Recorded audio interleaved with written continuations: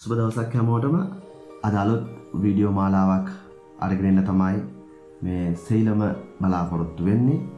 මේකේ අරමුණ තමයි ඔයාගේ ආයතනය, ව්‍යාපාරය, එහෙම නැත්නම් වෘත්තිකයෙක් වශයෙන් ඔබ ඉන්නවා නම් කොහොමද ඔබේ ව්‍යාපාරය, වෘත්තිය තවත් වැඩි කරන්නේ, බ්‍රෑන්ඩ් එකක් බවට පත් කරගන්නේ කොහොමද කියන එක තමයි මේකදී අපි කතා කරන්න බලාපොරොත්තු වෙන්නේ. ඉතින් අපේ මේ වීඩියෝ මාලාව මෙතනින් නතර වෙන්නේ නැහැ. මේ අලෙවිකරණය කරන්න පුළුවන් මාධ්‍යයන් පිළිබඳව එකින් එක විස්තර අරගෙන එනවා. කොහොමද ඒව කරන්න පුළුවන්, සාර්ථකව කරගන්න පුළුවන් විදි, ඒ වගේම කරන්න බැරි දේවල්, කළ නොකළ යුතු දේවල්. ඉතින් මේ හැම දෙයක්ම මේ වීඩියෝ මාලාවට අන්තර්ගත වෙනවා. ඉතින් අපි අද ආරම්භයක් විදියට මුලින්ම මේ අලෙවිකරණය කියන්නේ මොකද්ද, මේකේ තියෙන විශේෂතා, මේක කොහොමද ඇත්තටම අලෙවිකරණය දැනගන්න ඕන මූලික කාරණා ටික අද මේ පළවෙනි වීඩියෝ එකේදී අපි කතා කරන්න බලාපොරොත්තු වෙනවා. ඉතින් දිගටම රැඳිලා ඉන්න මේ වීඩියෝ මාලාවත් එක්කම ඔයගොල්ලන්ට අවශ්‍ය කරන විශාල දැනුම් සම්භාරයක්ම මේ වීඩියෝ මාලාව හරහා ලබා ගන්න අවස්ථාව තියෙනවා. ඉතින් මේක ඔයාලට හම්බෙන්නේ නොමිලේ. ඉතින් මේ අවස්ථාව මගහැර ගන්න එපා කියන ඉල්ලීමත් එක්ක අපි යමු වීඩියෝ එකට.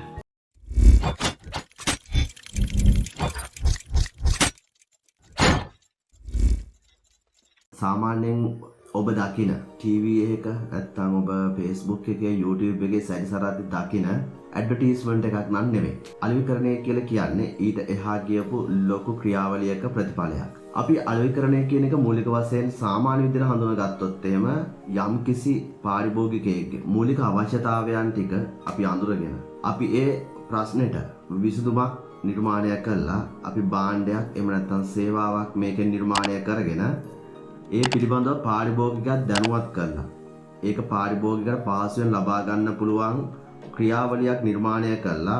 එක්කෝ ආයතනයට ව්‍යාපාර ලාභ එහෙම නැත්නම් වෙනත් අරමුණු පෙරදරි කරගෙන තමයි මේ අලෙවිකරණය සිදු කරන්නේ. ඉතින් අලෙවිකරණයේදී බලාපොරොත්තු වෙන ප්‍රධාන අරමුණු පහක් මුලින්ම හඳුනා ගන්න පුළුවන්. මෙන්න මේ අරමුණු පහ මූලික කරගෙන තමයි අලෙවිකරණය එහෙම නැත්නම් අලෙවිකරණ ක්‍රියාවලිය නිර්මාණය වෙලා තියෙන්නේ. ඉතින් අපි බලමු මේ පහ මොනවද එකින් එක කියලා. ඔබේ අවශ්‍යතාවයන්, එහෙම නැත්නම් ඔබේ ව්‍යාපාරයේ, ඔබේ ආයතනයේ තියෙන මූලික අවශ්‍යතාවයන් වලට මේක ගැළපෙනවද, මේක ප්‍රයෝගී කරගන්න පුළුවන්ද කියන එක තමයි මේකෙදි බලාපොරොත්තු වෙන්නේ.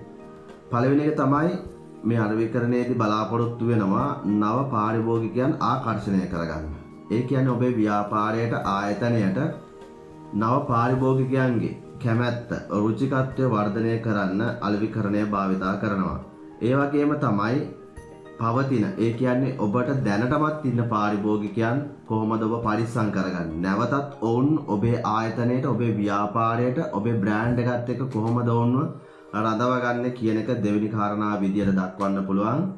ඒකත් අනිවාර්යයෙන්ම කරන්න ඕන. මොකද ඔයගොල්ලෝ දැකලා ඇති ගොඩක් වෙලාවට ප්‍රසිද්ධ සමාගම් වල තියෙන ප්‍රසිද්ධ බ්‍රෑන්ඩ්, දැන් උදාහරණයක් විදිහට ගත්තොත් එම සන්ලයිට්, සිග්නල්.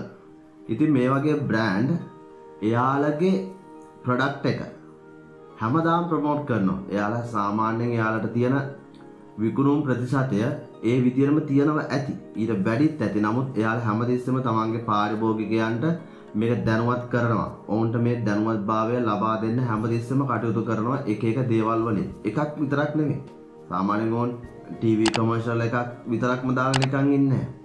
ෂොප් එකකට ගිහිලා එතන ඩිස්ප්ලේ එක හදනවා. එතෙන්ට අවශ්‍ය කරන මාකටිං එක ලබා දෙනවා. එතකොට මේ වගේ ලොකු ක්‍රියාවලියක් මේ අලෙවිකරණයට යොදලා තියෙන්නේ. මොකද උන් දන්නවා තමන්ට අලුත් පාරිභෝගිකයන් ආකර්ෂණය කරගන්නත්, ඉන්න පාරිභෝගිකයන් තබා ගන්නත් මේක ගොඩක් වැදගත් වෙන විත්තිය.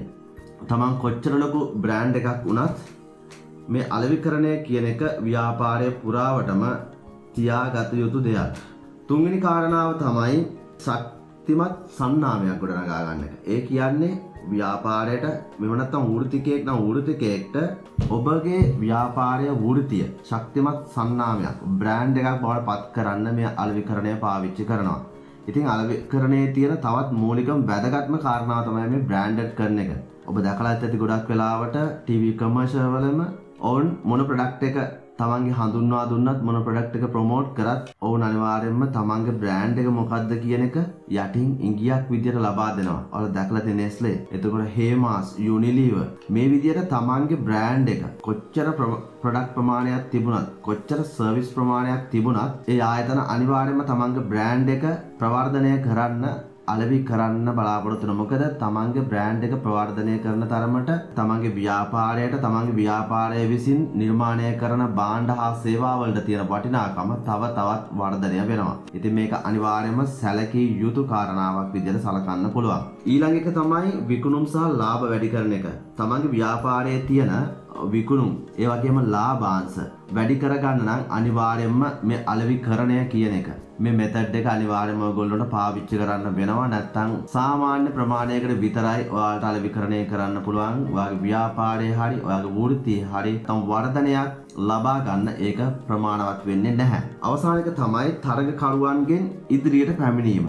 මොකද අපි දන්නවා ඕනම ව්‍යාපාරයක ඕනම ආයතනයක ඒ වගේම ඕනම වෘත්තිකයකට තියෙන ප්‍රධානම අභියෝගය තමයි තමන්ගේ තරගකරුවන්. ඉතින් තමන්ගේ තරගකරුවන්ට දෙන්න පුළුවන් තමන් ඉදිරියට එන්න ඕන නම් තමන්ට තමන්ගේ ව්‍යාපාරයට තමන්ගේ වෘත්තියට ඉස්සරහට යන්න අවශ්‍ය කරන ශක්තිය උත්තේජනය ලබා ගන්න තියෙන ස්ථානය තමයි අලෙවිකරණය. මොකද අලෙවිකරණයක් නැතුව තමන්ගේ ව්‍යාපාරයටවත් වෘත්තියටවත් ඉදිරියට යෑමේ හැකියාවක් නැහැ. ඒක මොකක් හරි එකකින් මොනයම් හෝ දෙයකින් ඔබට ආරම්භ කරන්නට සිද්ධ වෙනවා. ඉතින් අද අපි කතා කරන්නේ කොහොමද මේක ආරම්භ කරන්න ඔබ පියවරක් ගන්න ඕන. ඔබට මේ සඳහා ප්ලෑන් එකක් එහෙම නැත්නම් අරමුණක් සකස් කරගන්න ඕන කරන මූලික දැනුම තමයි ඔබට මේකෙදි හම්බෙන්නේ.